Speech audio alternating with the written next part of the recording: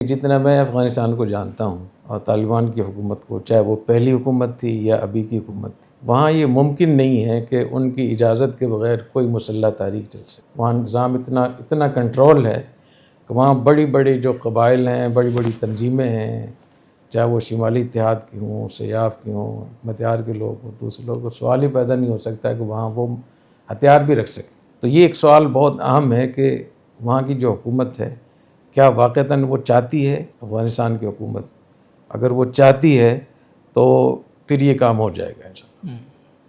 پھر مجھے بہت امید ہے کہ اگر وہ چاہتے ہیں اور اگر ان کو افغانستان کی حکومت سے سپورٹ نہ ملے، یہاں جو لوگ لڑنے والے ہیں، تو یہ جو تحریک ہے، یہ جو خروج ہے، بغاوت ہے، یہ ویسے ختم ہو جائے گی انشاءاللہ۔ اور میرا خیال ہے کہ 5 علامتیں ہیں اس کی، 5 علامتوں سے پتہ چلے گا کہ یہ افغانستان اس کو سنجیدہ ہے یا نہیں۔ سب سے پہلی بات یہ کہ یہ سارے لوگ، جتنے بھی لوگ پاکستان میں لڑ رہے ہیں، رسماً بھی کہتے ہیں اور ویسے بھی کہ ہم شیخ ہبت اللہ کے ہاتھ پہ بیعت ہیں۔ تو شیخ ہبت اللہ کی طرف سے جب تک باقاعدہ بیان نہیں آئے گا کہ وہ اس جنگ کو حرام سمجھتے ہیں یا ان کی اجازت نہیں ہے، بہت سی لوگ کہتے ہیں کہ انہوں نے کہا ہے، لیکن کیسے کہا ہے؟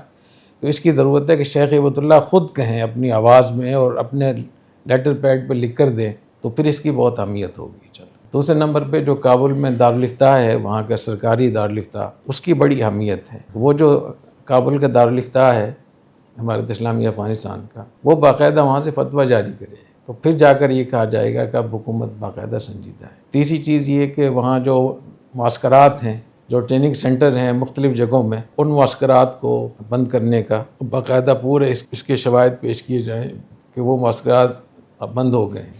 تو کیونکہ زبانی تو کافی مدت سے 3 سال سے کہہ رہے ہیں وہ، تو باقاعدہ اس کا انتظام کیا جائے کہ اس کو وہاں جا کر دیکھا جائے کہ واقعتاً وہ بند ہو گیا ہے نہیں بند ہوا۔